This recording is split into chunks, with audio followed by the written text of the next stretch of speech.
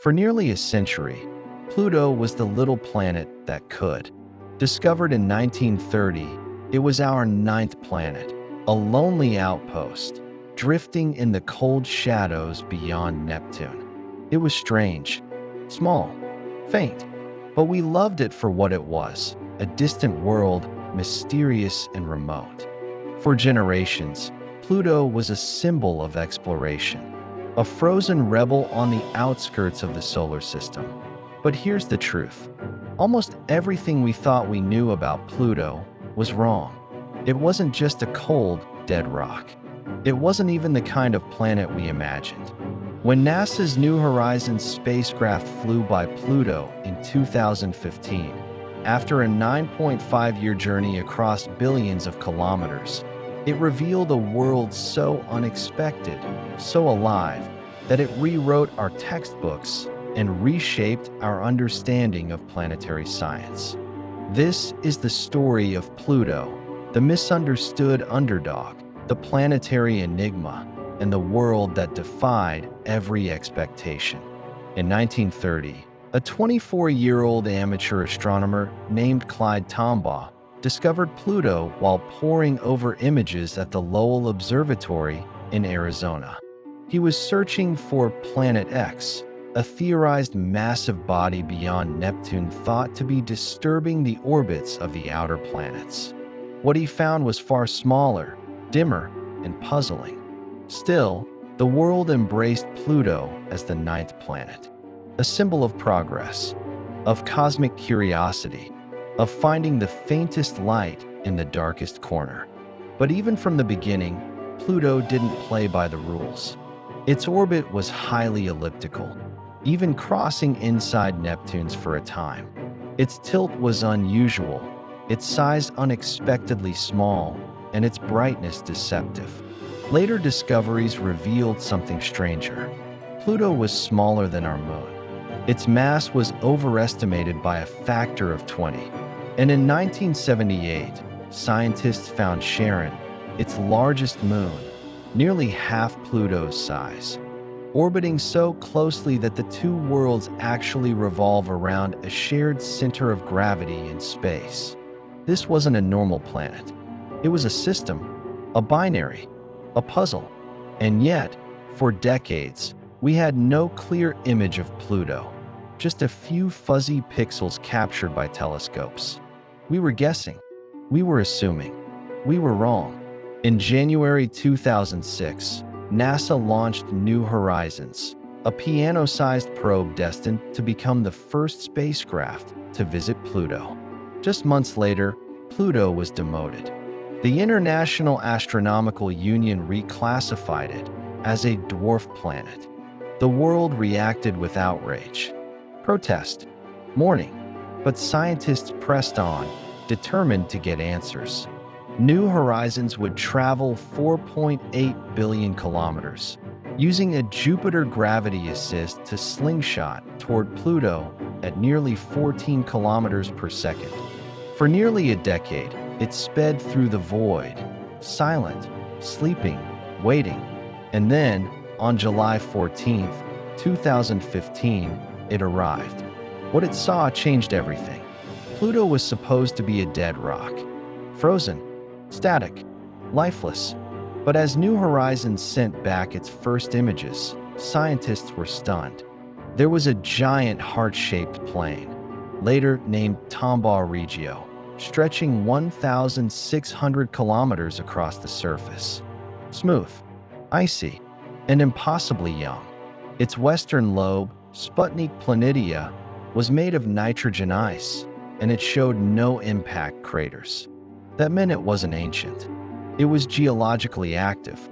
Somehow, Pluto, a tiny world far from the sun, with no internal tidal heating, was reshaping itself.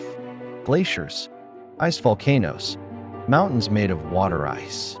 Even signs of atmospheric escape, where gases were slowly drifting into space. Pluto had weather, seasons, and a layered atmosphere that scattered sunlight into a soft blue haze. This wasn't a dead rock. It was a dynamic, evolving world. Everything we thought we knew about size, distance, and geological activity was wrong. New Horizons didn't just take pictures. It carried instruments to analyze Pluto's surface and atmosphere. What it found was astonishing.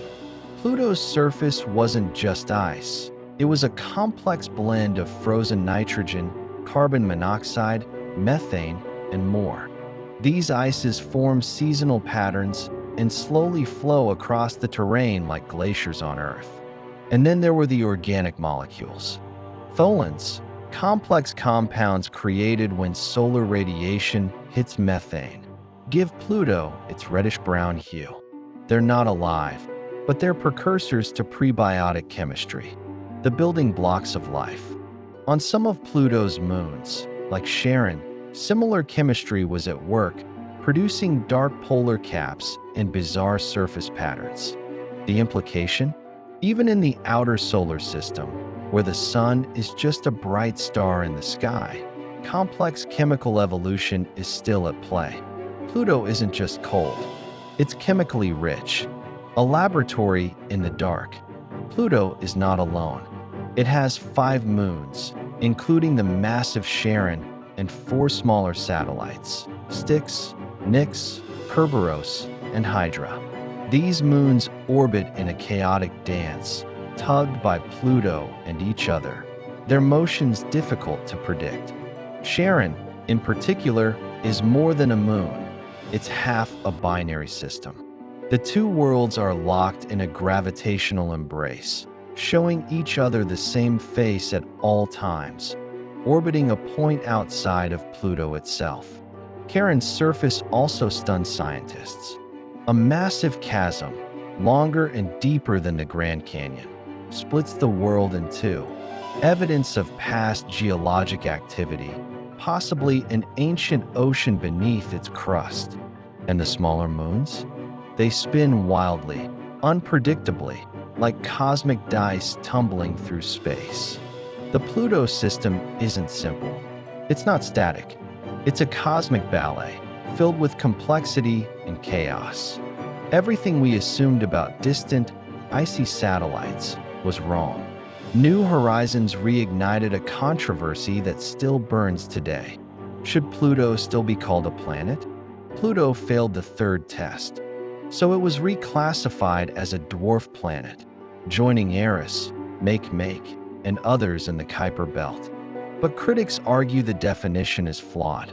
After all, Earth shares its orbit with thousands of asteroids, and Pluto is far more complex than many larger worlds.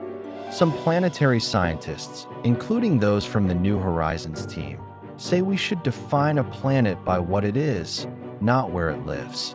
By that definition, Pluto, with its atmosphere, moons, and geological activity, more than qualifies. The debate is more than academic. It's philosophical. What defines a world? And why do labels matter to us?